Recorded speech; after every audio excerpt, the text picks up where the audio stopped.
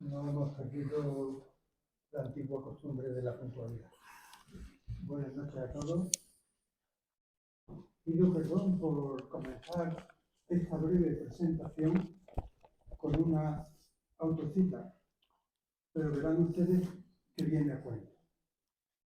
Entre las coplas de mi último libro hay una que dice: un hombre que escribe versos oculta una herida abierta, o el niño que lleva dentro, o está mal de la cabeza. No me atrevo a hablar en nombre de nuestras compañeras poetas presentes o ausentes, pero no creo que haya una gran diferencia. Escribir, y especialmente escribir poesía, requiere un cierto grado, en el mejor sentido de la palabra, de enajenación. Los poetas somos 4 tipos raros que cultivamos un género literario que solo leen unos pocos tipos raros como nosotros. No recuerdo haber visto nunca una obra poética en las listas de eso que llaman los bestsellers. Siempre nos queda el consuelo de citar la inmensa minoría de la que hablaba Juan Ramón Jiménez. Pero en el fondo sabemos que tiene más de minoría que de inmensa. Pero a pesar de todo, seguimos escribiendo. Y si escribir poesía denota un cierto grado de, llamémoslo, insania, no digamos ya del hecho de atreverse a publicarla, a editarla.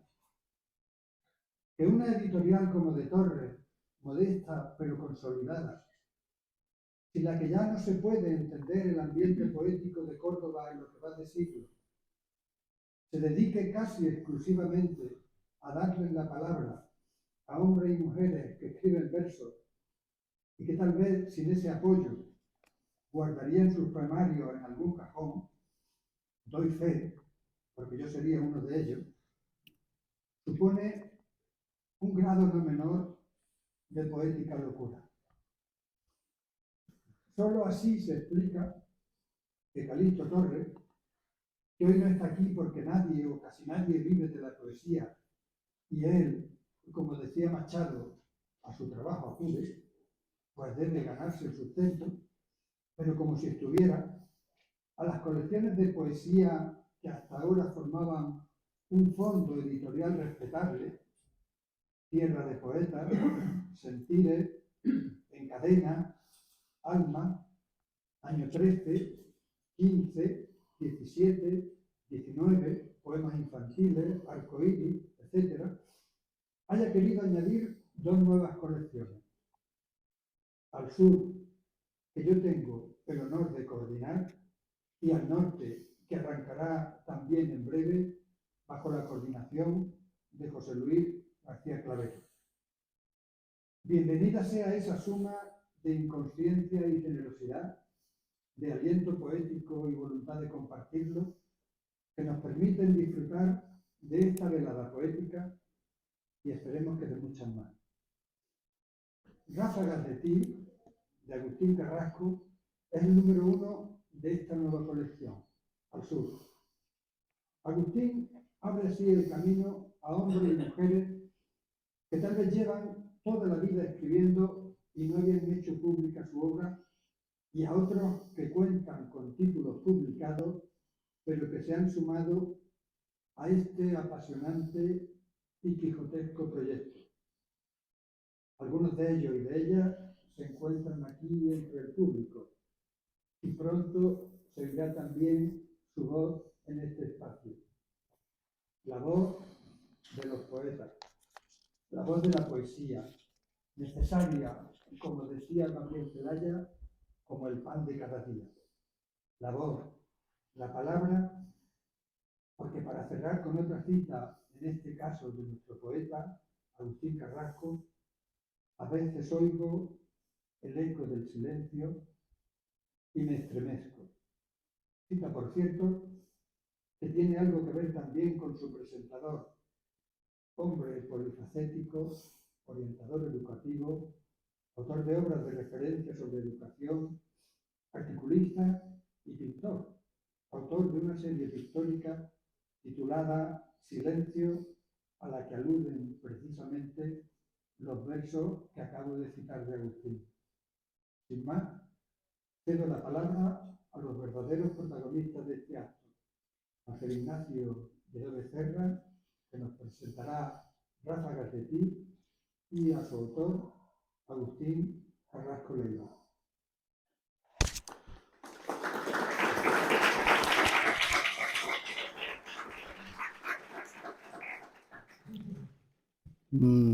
Buenas tardes, buenas noches. No sé cómo. ¿Se escucha bien? El Carrasco tenía una historia singular. Nos dijo que era escritor, aunque durante los días que compartimos celda nunca lo vimos escribir. Aseguraba que la soledad y el silencio eran condiciones inexcusables para que pudiera hacerlo, y que guardaba toda su obra en un viejo arcón repleto de cuadernos, como aquel poeta portugués. Llevaba décadas escribiendo a diario, pero reconocía que nunca había publicado nada. Se me vino entonces a la cabeza aquella cuestión cuasi filosófica de si un árbol del bosque hace ruido al caer si nadie lo escucha. ¿Se escribe algo si no se publica? ¿O se pinta un cuadro si no se expone? Pero sigamos que me lío. Una y otra vez le preguntábamos ¿para qué escribía entonces? Porque no lo comprendíamos. Silencio tras silencio. El Carrasco era muy reservado, más que tímido. ¿Ahora? Ya que lo preguntaba, ¿eh? El Carrasco era muy reservado, más que tímido. Cuando hablaba solo utilizaba las palabras imprescindibles para comunicarse. Ni una más, ni una menos. Una habilidad prodigiosa, sobre todo cuando los demás mortales utilizamos a menudo muchas palabras inútiles para decir cualquier simpleza. Por ejemplo, esta presentación. Algunos afirman que la variedad de nuestro vocabulario no persigue otra cosa que poder disfrazar la verdad con mentiras más efectivas. Otros que mejorar el ritual de cortejo de la especie. ¿Quién sabe? Era palmario que el Carrasco ni mentía ni deseaba cortejar a nadie. Al final del primer día de encierro, cansado seguramente de nuestra insistencia, nos respondió con un lacónico: escribo para seguir vivo. No podíamos imaginar qué coño había hecho para estar encarcelado con nosotros, declarados sujetos antisociales e indeseables, porque el Carrasco parecía una persona pacífica e inofensiva. Escribir para sobrevivir. ¿Qué quería decir con eso? Fue difícil que nos contara su historia. Repetía que no lo consideraba un tema relevante para una situación tan azarosa y tan deprimente como la nuestra.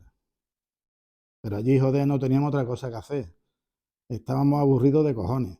Así que finalmente nos la ingeniamos para hacerle hablar. El gato, al que yo ya conocía del barrio, detenido de nuevo por suministrar felicidad encapsulada sin permiso de la autoridad competente, le suministró una pastilla rosa sucio de aquellas que guardaba en el dobladillo de sus calzoncillos, haciéndole creer que le ayudaría a dormir mejor esa noche. Y esa noche fue la única vez que pudimos ir al Carrasco utilizando palabras perfectamente prescindibles. Frases compuestas, profusión de adjetivos, decenas de sinónimos, enrevesadas figuras retóricas, exclamaciones. En fin, una locura discursiva no exenta de un peculiar y amargo sentido de humor. Solo drogado parecía abandonarse el Carrasco a la lujuria léxica. Y así supimos su historia. Vivía con su padre en un aislado y pequeño pueblo de la sierra. Un activo y afable campesino, casi centenario, con la misma parca conversación que él. De tal palo, tal astilla. Después de terminar las labores en el campo, cuando arribaban a la solitaria casa familiar, el Carrasco encendía la chimenea y frente a la luz ceniza y malva de los atardeceres que se filtraba por la ventana, se sentaban delante de una botella de vino, 2 vasos de Duralé, una hogaza de pan y algo de chacina o de queso. Todo ello dispuesto sobre un hule ya muy agritado por el tiempo. Nunca pronunciaban más de 3 o 4 palabras.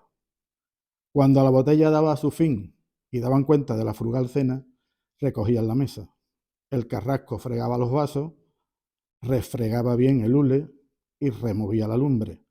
Caída ya la noche, el viejo se retiraba a dormir y el carrasco a escribir hasta que lo vencía el sueño. No les hacía falta más para ser felices. Pues bien, esa forma de vida para ellos idílica, por austera, esencial, estable y predecible, vino a tambalearse el día en que una hermana del carrasco se instaló en la casa paterna mientras hacían obras de reforma en la suya. Conozco a Agustín desde hace más de 30 años. 2 maestros andaluces en Barcelona buscando respuestas. Y a la postre encontrando una amistad duradera. Compañeros de viaje, de vino y de naufragios personales y profesionales. Será porque nada une más que el fracaso. Y nada como el fracaso para aprender y salir adelante que pueda cimentarse una larga relación casi fraterna como la nuestra, sobre todo si va pespunteada por un hilo trenzado de conversaciones, medios, libros y tabernas. Como decía un pintor, frente al desastre y a la pérdida, la amistad es el único hogar que merece la pena conservarse. Agustín es una persona sabia y prudente. Sabe y se calla. De ahí la importancia de sus silencios, más estruendosos a veces si cabe que sus medidas palabras.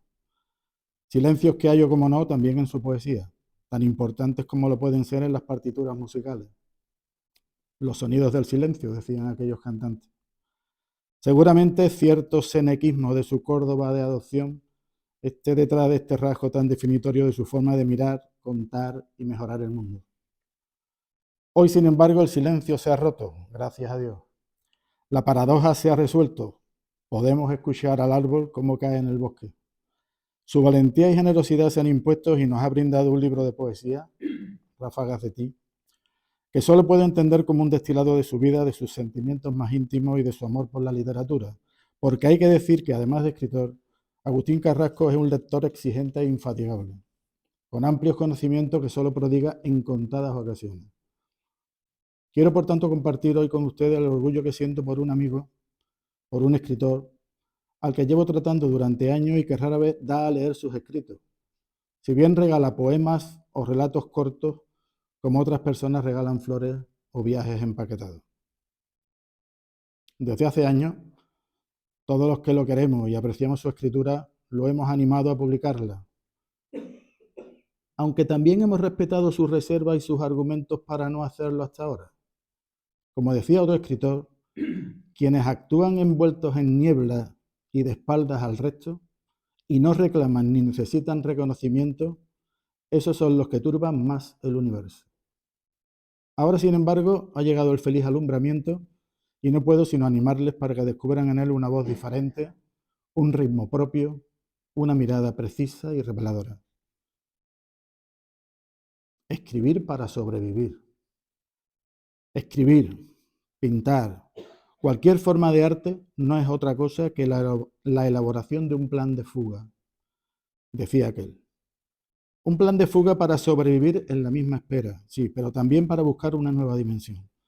No por evasión o huida de la realidad que vivimos, pobres seres condenados a 3 dimensiones terrestres, sino por hallar un camino, un pasadizo, un túnel, una puerta oculta que nos libere de la celda en la que nos encontramos a diario y de la que por momentos parece que nos sea imposible escapar. Como decía otro poeta, contra el fracaso del mundo solo hay una defensa posible, el acto creativo. Así que fuguémonos entonces. Padre e hijo eran felices hasta que llegó la hermana a la casa paterna mientras hacían reformas en la suya. Lo primero que hizo la bruja, como la llamaba el carrasco, fue tirarles las botellas de vino argumentando que a la salud del padre no le convenía el dionisíaco fruto de la vid. ¡Hostia! Si tiene casi 100 años y ha bebido vino de sus propias viñas toda su vida, se quejaba el carrasco. Pero no hubo forma de hacerla entrar en razón, ni tampoco ánimos para montar una discusión a diario. Los carrascos huían de las discusiones estériles. Como fuera, la hermana acabó de golpe y porrazo con sus apacibles tardes de parca conversación y vino. Las convirtió en un infierno infectado de palabras y risotadas a destiempo, que se esparcían por las estancias del viejo caserón sin medida y sin sentido. Una letanía infame que tenían que soportar cada tarde, compuesta de cotilleo y toda clase de tonterías.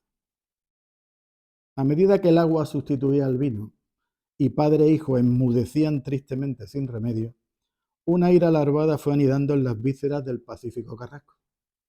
Y ocurrió lo inevitable. El verbo se hizo carne. Una noche después de cenar y una vez que el viejo se había retirado a su cuarto, el Carrasco llevó a la hermana a la bodega del sótano haciéndole creer que el padre escondía allí algunas botellas de vino. Cuando la bruja rebuscaba afanada tras unas viejas barricas, el Carrasco se dio la vuelta y la encerró bajo llave. Había decidido abandonarle allí, sin comida ni agua, hasta que los albañiles terminaran la maldita obra. Los Carrascos recuperaron así de inmediato la placidez de las tardes y el trasegar del vino, ajeno a los amortiguados gritos e insultos que provenían del más allá, del inframundo. Sin cruzar una sola palabra sobre el tema, a las pocas horas los gritos se convirtieron en sollozos, los sollozos dieron lugar a débiles lamentos, los lamentos a una jerga casi inaudible, y felizmente el silencio y la felicidad volvieron a la casa paterna. Había pasado ya casi un mes cuando los albañiles, una vez terminada la obra, vinieron a entregar la llave. Cuando cayó la noche, el Carrasco bajó la bodega. Al abrir la puerta, un olor hediondo le abofeteó la cara. La bruja seguía viva, aunque borracha y empapada de orina y mierda. Había cagado y meado a su antojo, no siempre en el mismo sitio, a veces encima, seguramente desorientada por la borrachera permanente que sufría. Durante el encierro solo había podido beber de una barrica que aún guardaba un resto de vino añejo. Había adelgazado notablemente y emitía una especie de balbuceo extraño casi animal. Menuda cogorza, pensó el Carrasco. La ayudó a subir los escalones del sótano, la desnudó, la metió en la bañera y la lavó, no sin cierta ternura, sorprendiéndose a sí mismo. La secó con una toalla, le arregló un poco el pelo y le enfundó una camisa limpia del padre que le quedaba como un babi de manicomio. Cogió la llave y la acompañó de madrugada hasta su casa a través del pueblo solitario. Y no sin dificultad, porque apenas se sostenía en pie. Allí la dejó tendida en la cama y la rebujó en una colcha que encontró en el ropero. La hermana tardó 3 días en dar señales de vida. Al cuarto, la policía social fue a por el Carrasco. Lo detuvo y lo mantuvo 3 días en aislamiento. Después pasó a estar con nosotros al menos otros 3 en la celda de tránsito mientras se juzgaba su caso en una vista preliminar. Lo que más le dolió, nos confesó esa noche, con una sonrisa amarga, es que la desagradecida hermana nunca le reconoció que el vino le había salvado la vida. El Carrasco era un tío de puta madre. Y ya termino. Necesitamos historias, necesitamos poemas, necesitamos imaginar mundos posibles para vivir y para sobrevivir. Hasta ahora hemos conocido al Agustín inédito, solo accesible a unos pocos. A partir de hoy, el futuro se desdobla y nosotros con él. Como a cada instante que tomamos una decisión o elegimos un sendero vital. ¿Cuántos yoes no habremos dejado en el camino? ¿Cuántas vidas no vividas, pero posibles e incluso imaginadas? Y además recordadas como si hubieran a veces sucedido realmente. En cierto modo, nuestras vidas consisten tanto en lo que fuimos como en lo que no hemos sido. Quizás estamos hechos en igual medida de lo que fue y de lo que pudo ser. En cualquier caso, yo estoy dispuesto a recorrer también ese camino porque tengo la certeza de que en todos los universos posibles y futuros, Agustín Carrasco, el Carrasco, seguirá siendo mi amigo, casi un hermano y un gran escritor. Únanse a mí y disfruten de sus poemas. Muchas gracias por su paciencia.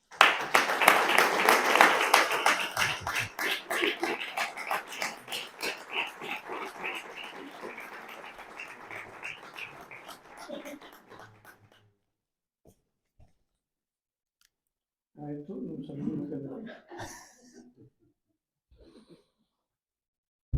fin, no obstante, me conoce. Ahora llevamos 30 años dando vueltas.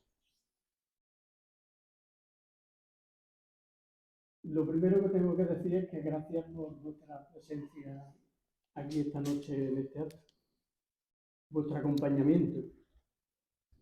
Una característica humana importante, para mí creo que de gran calado, es el acompañamiento. Los seres humanos a lo largo del tiempo se han acompañado. Basta dar un repasito por la historia. Esta acción yo creo que nos define de alguna manera y también es de agradecer. Tengo interés, y es cierto, en sentirme acompañado en esta ocasión. Quizá porque la poesía, de algún modo, es acompañamiento. En mi caso personal, la poesía me ha acompañado durante años, en momentos carenciales y también gozosos. Pues gracias por vuestra presencia. El poeta chileno Gonzalo Rojas decía que de repente estamos y de repente también desaparecemos. Por tanto, creo que hay que aprovechar los momentos de acompañamiento. Como reza el refrán, es de bien nacido ser agradecido. Y yo le agradezco a Rafa la oportunidad, el ofrecimiento que me hizo hace unos meses de poner estos poemas en circulación, exponerlos a la luz. El agradecimiento, como es natural, pues también es a Calixto Torres, que publica el libro. No es fácil que personas totalmente desconocidas les publiquen, sino es a través de la autoedición. No he tenido la tentación de la publicación. En alguna ocasión es cierto que se presentó, y aún menos la autopublicación. He escrito y escribo a escondidas, en silencio, callado. Poca gente conoce esta tarea. Hay quienes sabían que escribía de vez en cuando algo. Pero, por lo general, nadie conoce mi dedicación. Pues gracias a Calixto, en nombre de Rafa, que está aquí representándolo. Y aunque sé y soy consciente de que publicar es un atrevimiento, creo que toda publicación lo es, al igual que toda exposición. En fin, espero que el atrevimiento no llegue a mucho. En verdad, eso no le acontece al hecho de escribir. Se escribe para uno mismo. Es lo que he hecho durante todo este tiempo. Ahí no hay exposición. Escribir es un gesto, una manera de percibir y de señalar lo que llama la atención en el mundo. Además, se escribe a solas, ya lo hemos dicho. No poseo ensoñación alguna de permanecer o destacar. Siempre me han dado y me han ido buscando porque yo me perdía. Desde niño ya lo hacía. Era un ser huidizo. Quizás por mi estatura de aquella época, la de esta no ha cambiado mucho, y porque yo huía. Y huía de todo aquello que me molestaba o no me era agradable. Quizás son heridas que no se detectan, pero que están ahí. Quizás solo las siente uno y el resto no se da cuenta. Walter Benjamin llamaba a quienes escriben mineros, porque excavan en la memoria o en la vida para encontrar algo que contar. La escritura, en mi caso, es una forma de preguntarme por cuestiones que temo y explorarlas con el cuerpo y con las emociones. Hay personas a las que les gusta rumiar las ideas y los sentimientos. Mi tendencia es ponerlas por escrito. Tomo notas y luego, cuando llega el momento, escribo. Es un gozo también. La escritora argentina Mariana Enríquez decía recientemente que cuando escribo paso la mitad del tiempo en mi imaginación y es genial poder vivir en dos realidades durante todo un año o varios años. Eso también me ocurre. Quizás por eso mantengo la escritura. La escritura, aunque parezca pretencioso, se convierte en una necesidad. Como lo que tiene alguna gente de bailar, de hablar, de tomarse una cerveza entre amigos, de hacer senderismo o de comer en familia. Es un deseo de dejar plasmado en el papel lo que se siente o bulle en el interior. A veces se escribe y cuando se concluye se hace una bola y se tira a la papelera y no pasa absolutamente nada. O también se puede guardar. Y se puede escribir sin que nadie sepa nada de lo que se hace. Es mucha la gente a la que esto le sucede, y además en todos los ámbitos. El escritor francés Pascal Quignard cuenta la historia de un músico, Saint-Colombe, del siglo XVII, que fue un gran músico y maestro, un virtuoso de la viola de gamba, y no publicó nada en toda su vida, ni dio un solo concierto. Y en 1973 se descubrió un cuaderno que contenía 42 conciertos. Como maestro tuve mucho interés en enseñar, en la medida de lo posible, a escribir. También a leer, claro está.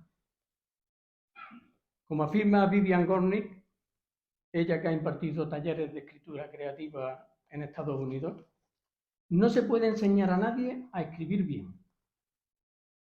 Hay un don innato para ello y no es posible enseñarlo, pero sí que es posible enseñar en la escuela y en el instituto a desarrollar el juicio que lleve al deseo de escribir.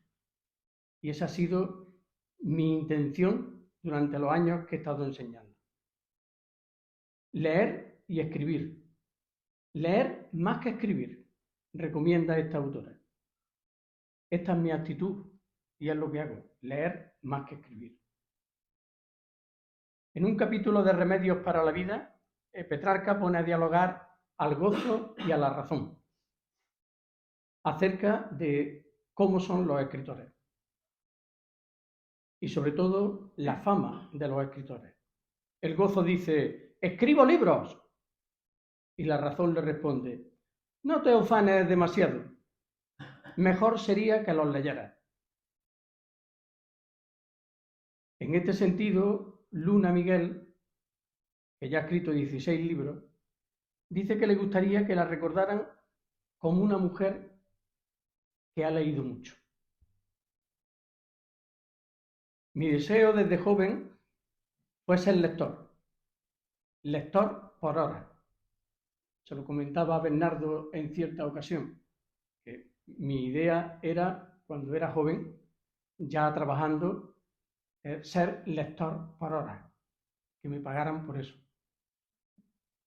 Es como reza la obra de José Sanchís Sinesterra, lector por hora. La escritura ha sido una tentación necesaria. Me gratificaba dejar escritos mis pensamientos y sentimientos.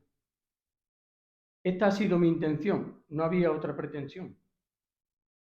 Quizá me alertaron las palabras de Jorge Guillén, que las he tenido presentes desde hace mucho tiempo.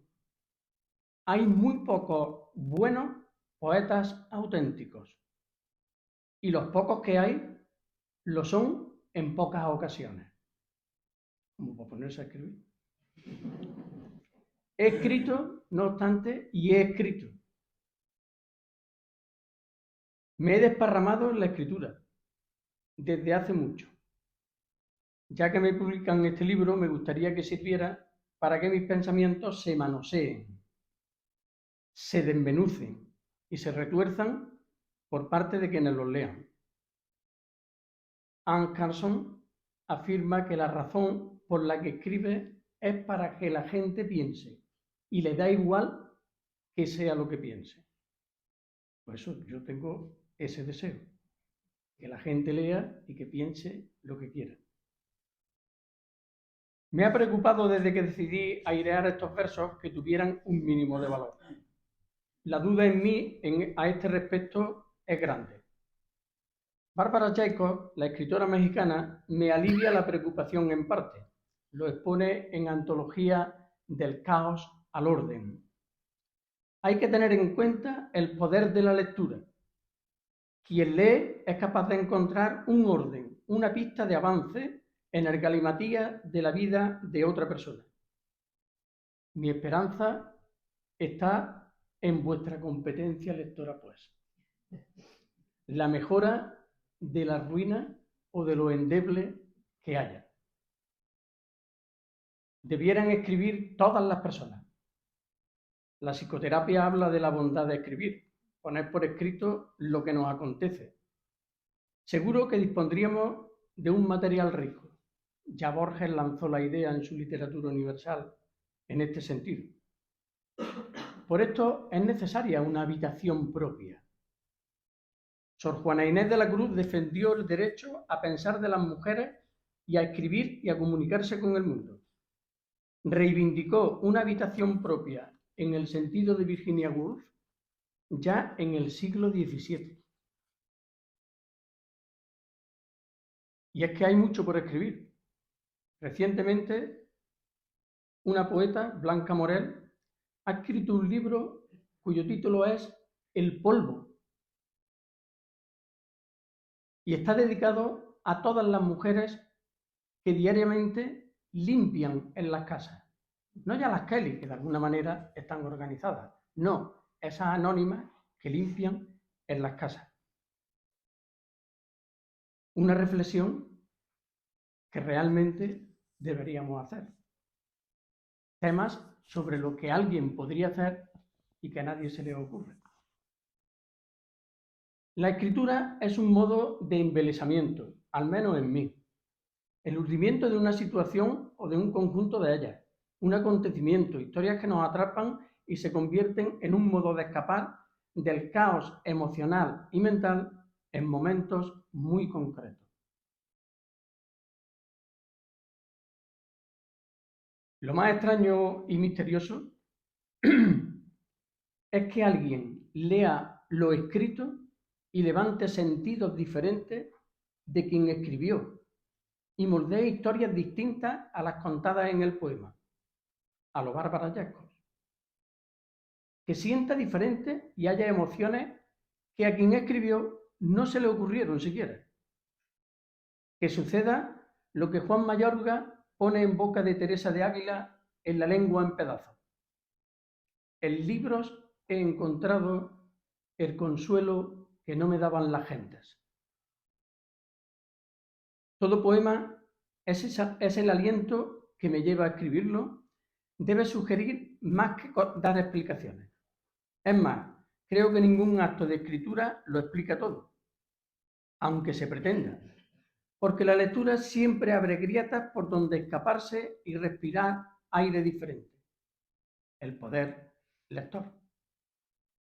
Las palabras despiertan imágenes más allá de la construcción del significado del diccionario. La lectura atenta despierta las palabras y las abre y las agranda. Mi modo de ser mental, soy un ser mental, lo reconozco, supone un adentramiento en un bosque, en el mar, en un llanazo estepario, también en una ciudad, ¿por qué no? Me adentro y en muchas ocasiones quedo atrapado. Y el único modo de salir es por medio de la escritura. Este ejercicio me pone en movimiento y hallo una dirección que no sé a dónde me lleva. En ocasiones creo que corro libre por la escritura y al poco descubro, cuando me atasco con las palabras y las ideas, que deambulo por senderos establecidos que ya me vienen ofreciendo otras gentes desde hace tiempo. A veces temo que lo que escribo se convierta en algo apagado que no diga nada, como la ceniza. ¿Qué diferencia entre la comunicación de las ascuas y la ceniza? Espero que vuestra lectura le insufle vida a las palabras de estos poemas. Escribir no me resulta fácil. Recuerdo la frase de Platón: un lugar en sombra donde es difícil poner los pies. Y antes de iniciar la lectura salpicada del libro, me gustaría leer unos versos de Roberto Juarroz. Debemos conseguir que el texto que leemos nos lea. Debemos conseguir que la música que escuchamos nos oiga. Debemos conseguir que aquello que amamos parezca por lo menos amarnos. Hay un poema en el libro que de alguna manera explica o desarrolla esta idea de Juarroz también. El libro tiene una línea de desarrollo que es el discurso amoroso. Yo sé que es un emprendimiento difícil, pero como no lo he hecho a conciencia, el libro de poemas no está preparado para eso, para hablar sobre el amor, y además porque hay quienes creen y hablan de que el amor es imposible. El filósofo argentino Darío Steinschreiber habla sobre ello. Pedro Salinas, pese a sus libros sobre el amor, hablaba de la dificultad de escribir sobre este sentimiento. Un atrevimiento, estos poemas. Y sin embargo, el amor está en las artes. La estafa del amor, película de Virginia García Pino, que cuestiona precisamente el amor romántico, que es lo de que alguna forma en el diario o en los fragmentos del discurso amoroso se va planteando también. El libro tiene dos partes bien diferenciadas. La primera parte se llama Figuras y la segunda, Miscelánea inintencionada. La primera consta a su vez de 4 apartados: arrobamiento, espera, ausencia y celos. El libro, ya lo he dicho antes, no está escrito para este andamiaje o esta estructura. La primera parte estaba escrita desde hace mucho tiempo. Algunos poemas datan de los años 80 y de ahí hasta los últimos de 2020 se me ocurrió organizar todos estos poemas en torno a las figuras que Roland Barthes describe en su libro El discurso amoroso. He realizado una selección entre las 100 figuras que plantea el libro en relación con aquellas que recogían los temas de mis poemas. Soy hijo de estos tiempos, sobre todo por formación, también por experiencia, y de ahí que haya cogido esta estructura. El amor. Manuel Javois, respecto a su novela Mirafiori, dice que quien no quiera sufrir, que no se enamore. O bien, dicho de otra manera, quien se enamora, seguro que sufrirá. El libro plantea de alguna manera en sus 4 partes, sobre todo esta primera parte, estas cuestiones. La segunda parte surgió a partir de que Rafa me ofreciera la publicación del libro. Creí necesaria una descarga del tono emocional y conceptual, un apartado ligero, aunque en poesía la ligereza es rara, o al menos en gente de mi calaña que escribe. Haré un paseo por el libro, una lectura que, aunque va a ser seguida en el orden de las páginas y de las partes, e iré saltando otras muchas para no cansaros mucho. De modo que con esto doy paso a la lectura de los poemas.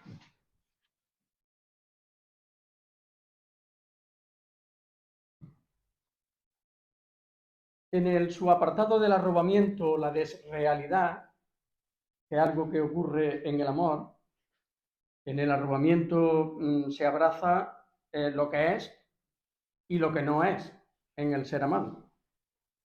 Y por supuesto hay mucho de imaginado. Roland Barthes define el arrobamiento como una figura precisamente del enamoramiento, del rapto. El sujeto está atrapado, se le quedan los ojos pegados a una visión. Es el qué sé yo, el encanto, la fascinación. Es la herida de amor, vacío, hemorragia del sujeto. El sujeto enamorado ve el mundo como congelado, fascinado. Se separa del mundo, lo desrealiza cuando sueña amorosamente, cuando fantasea. Pues vamos al fantaseo. El primer poema, Un amor, lleva una cita precisamente de Pedro Salinas. ¿Qué habría sido de nosotros, di, si no existieran puentes? Pero hay puentes. Hay puentes. ¿Los recuerdas?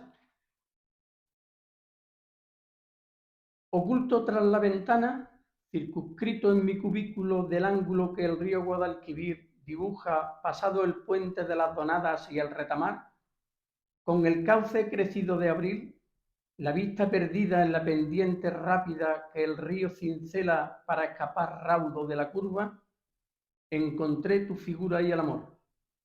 Andabas alejada, caminando hacia Cardeña, despacio, y tuve tiempo de dejar la ventana, ligero el paso, y escuchar tu voz y cobijarme en tu mirada definitivamente. Todo aquella tarde fue posible por la existencia del puente de las Donadas.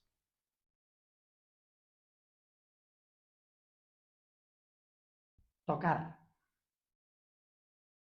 Tocar la piel. A veces basta con el roce de la piel para alcanzar el deslumbramiento.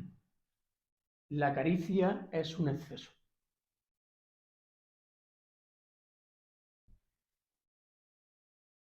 Este poema lleva también una cita de Amalia Bautista que dice que un desnudo total y primitivo no podía esconder ningún encanto. La belleza desnuda no existe, había escrito hacía tiempo. No lo pensé porque las telas cubrieran defectos inevitables, sino porque lo tapado impulsa la imaginación, bellezas quizá inexistentes.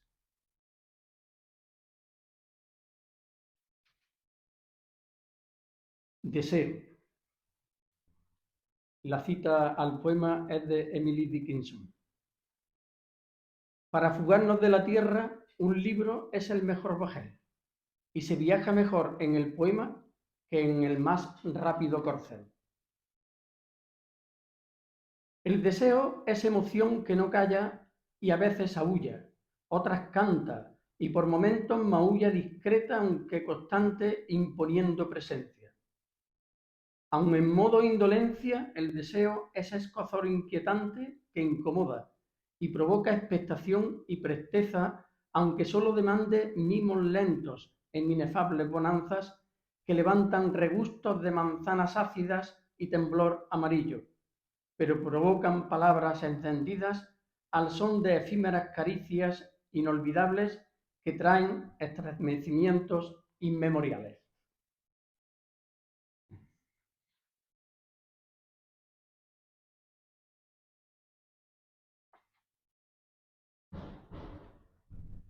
Intensidad.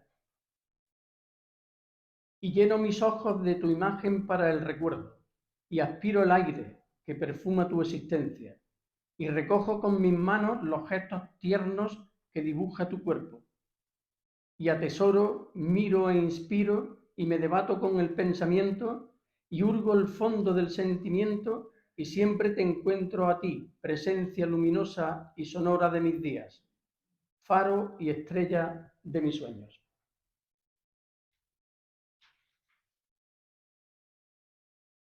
El segundo subapartado es la espera.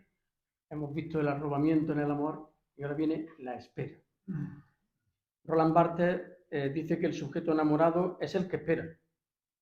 Pena e inquietud por el objeto amado, temor de perderlo, deseo de recuperarlo, Toda espera es un pequeño duelo. Hay, de hecho, una escenografía de la espera.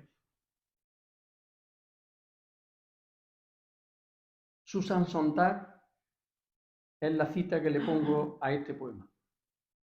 Amar duele. Es como entregarse a que te desollen a sabiendas de que en cualquier momento la otra persona puede marcharse con tu piel. No te alejes jamás, es el grito íntimo que repito con constancia desde años. El deseo sigue intacto, pero la cercanía mengua presencia, pues tus pensamientos aletean vagabundos por territorios que me son ajenos.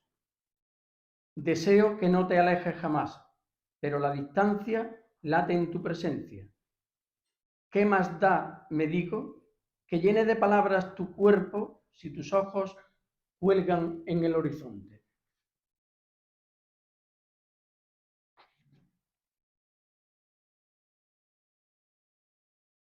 La cita de este poema es del poeta rumano Mircea Cartarescu. Y si es feliz, no sepa para qué sirve la felicidad. Para ser feliz no es necesario mucho. Tal vez la escasa felicidad provenga de la búsqueda de instantes anotados que sugieren felicidad. ¿Qué se entiende por ser feliz? Comentan aquí y allá que no hay que hacerse la pregunta, que lo interesante es zambullirse en la vida y dejarse llevar o que te lleven. La felicidad está ahí. Pero me resisto al abandono de la pregunta, aunque una masa ancestral siga a la muchedumbre que se mueve y va de acá para allá y comenta que feliz. No me convence lo dispuesto y quizá baste con sentirme vivo, se haga lo que se haga y se siga por donde se indica o no. Cada quien posee su modo de felicidad. Quizá baste con sentirse vivo.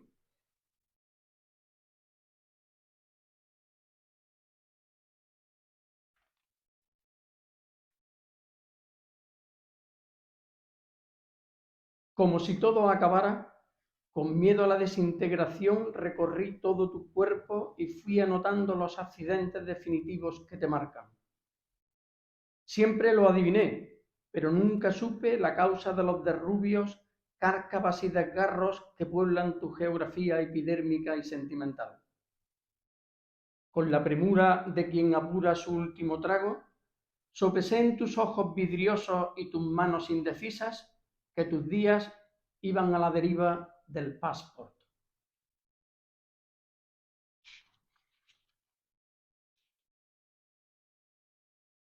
Esta parte es la de la ausencia, que también es angustia, sufrimiento y miedo. Roland Barthes dice que la ausencia no es simple separación, tiene que tener un sentido determinado. La ausencia es manipulada por el sujeto doliente. La ausencia amorosa pasa a ser tópica cuando se transforma para el sujeto en abandono. La angustia amorosa siempre está situada en una región de imágenes, no es una angustia vacía. Celos, abandono.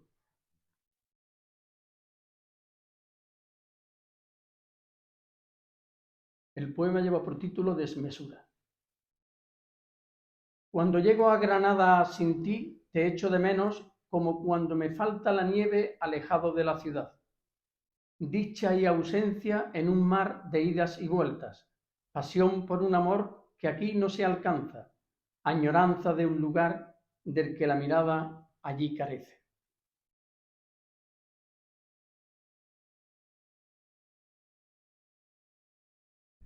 Ausencia. Noto cuánto te quiero en la ausencia que extienden los días que te alejas sin remedio de la mirada y el tacto.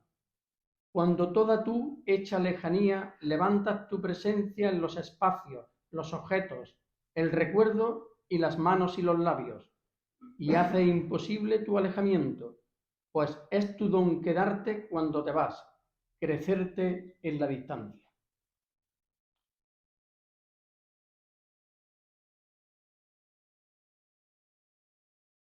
El poema lleva una cita de Luis Cernuda.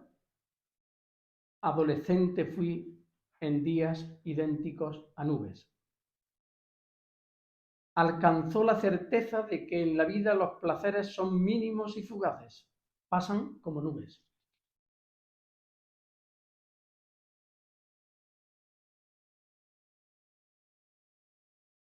Escarcha.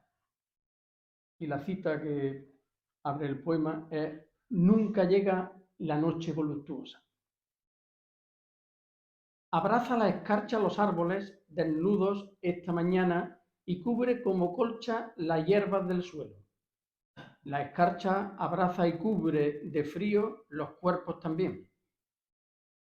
La escarcha lignifica la arboleda, es cauterio para las plagas y prepara el sabor al fruto.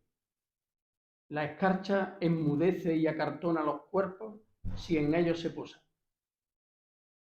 Se espera con entusiasmo la escarcha en los campos y su presencia enciende vida.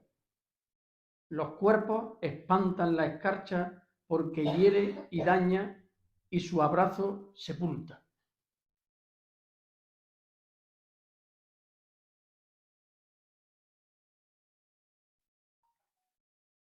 Tus manos.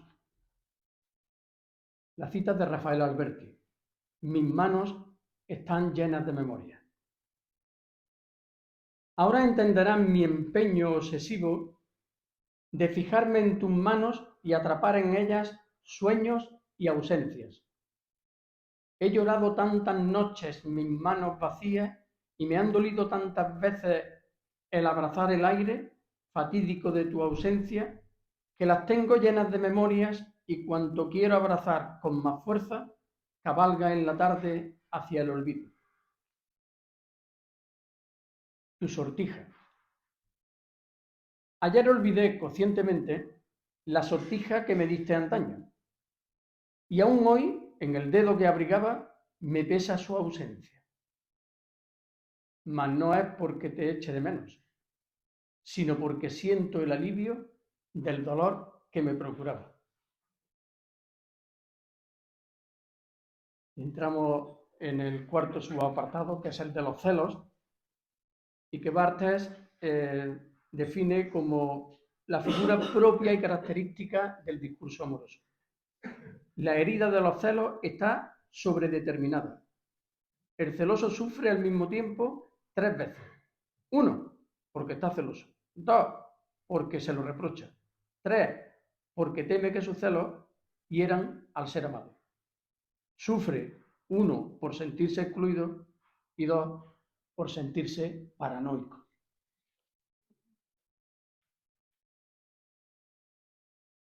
Retirada es el título del poema. Y la cita que lo abre es de Gioconda Belli. En estos días secos en que tu ausencia duele y agrieta la piel. No se detiene la mirada en tu rostro, tampoco roza la piel del cuello, ni descansa en los hombros desnudos. Tus pechos fugaces siempre. Se alejaron de la mirada y se ocultaron a mis manos que volaban como alondras. Otra es la mirada que te recorre y agita. Otras manos descansan en ti cargadas de caricias en tu vientre, las piernas, tu espalda. Se esfumaron los amaneceres junto a ti, la voz melodiosa que me despertaba para contemplarte y me devolvía a la vida.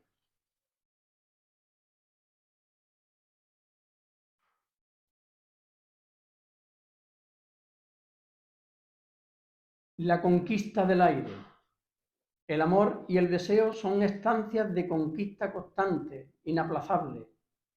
Detesto la condición de conquistador de los afectos.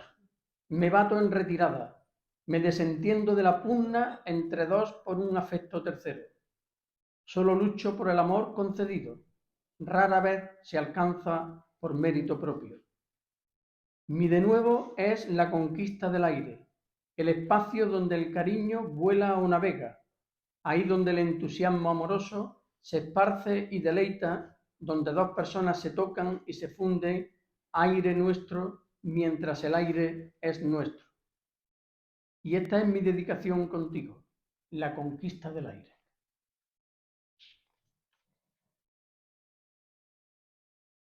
señales. Ayer escribía en tu piel mis sueños y tú dibujabas en la mía motivos de tus deseos. Días en que deshacíamos la vida para saborearla mientras observábamos cada latido. Hoy todo se presenta displicente y se diría que el entusiasmo se ha apartado raudo como lo hace la ola de la arena que queda porosa a la espera.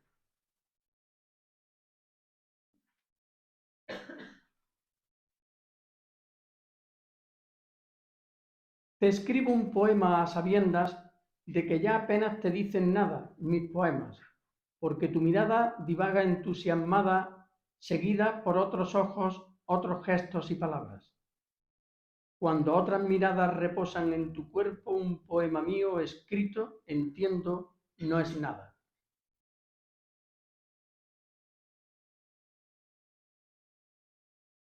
La poeta Louise Gluck abre con su cita este poema.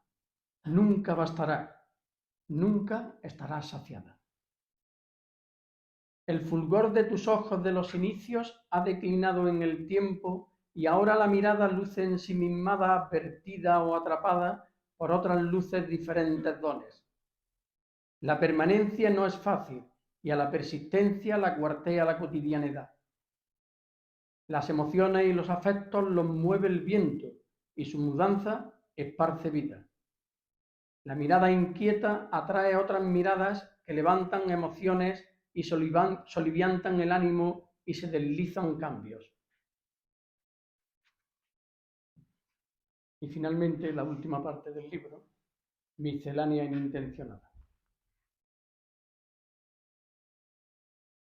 Lluvia es el título.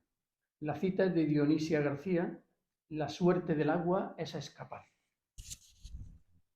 No basta con que la lluvia se oiga, que atraiga al oído y tense el cuerpo hacia la escucha.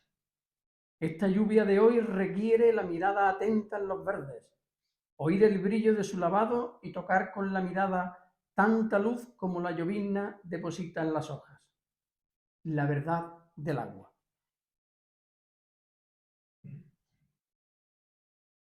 La cita es de Rafael Pérez Estrada. Solo el agua, al evaporarse, cree en la reencarnación. Deseo y temo evaporarme como el agua. Me asusta el amor. Mi anhelo es ser agua que se abisme en un cuerpo y en su aventura errante efímera se deshaga y palpe la otredad. Solo el agua se mezcla sin desconcierto.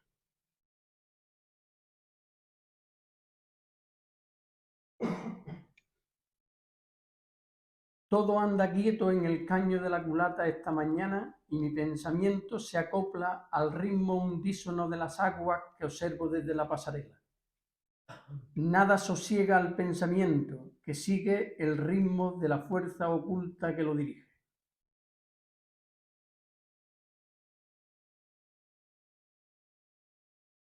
La cita de Ramón Gómez de la Serna.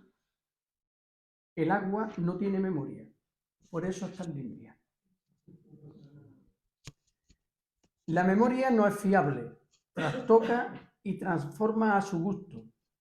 Por eso conviene desenterrar hasta dar con la claridad que expone y nombra, testifica y repara lo acontecido. Cauces de la memoria.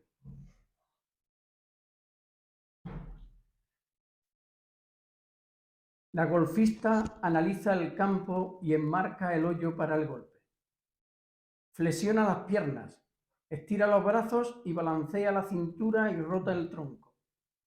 Ensaya el golpe una y otra vez, la mirada al frente. Pondera el viento, que no cesa un instante. Vuelve a la observación del campo en lontananza y repite los ejercicios de caderas, cintura, brazos y piernas. Finalmente, recoge la bola y coloca el palo en la bolsa y abandona el campo.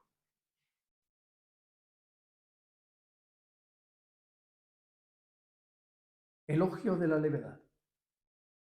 La cita de Laura Casielles.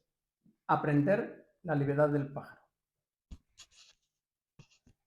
Aprender la levedad del pájaro, evitar el peso más mínimo y despojarse de cuanto se hiere y de cualquier aspiración inútil que quiebre la levedad. La ligereza es necesaria en la vida, en unas etapas más que en otras. Sin levedad, el naufragio acecha.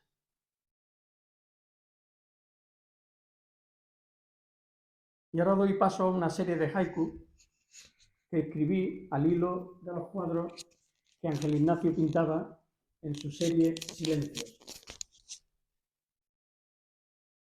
Cuando las voces callen, lo deslumbrante acontecerá.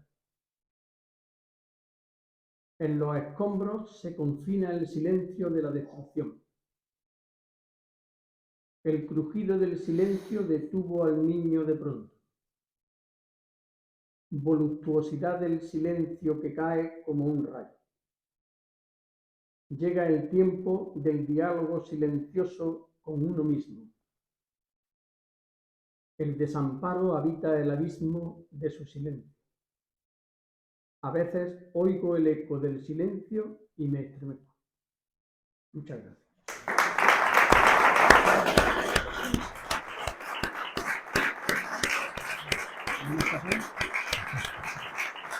Perfecto.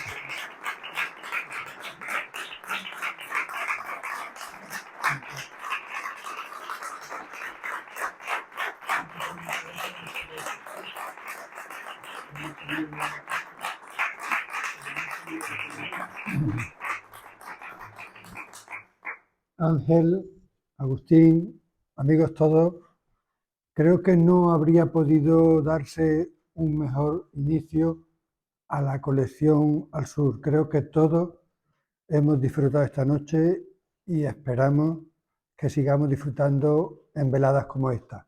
Muchísimas gracias a todos.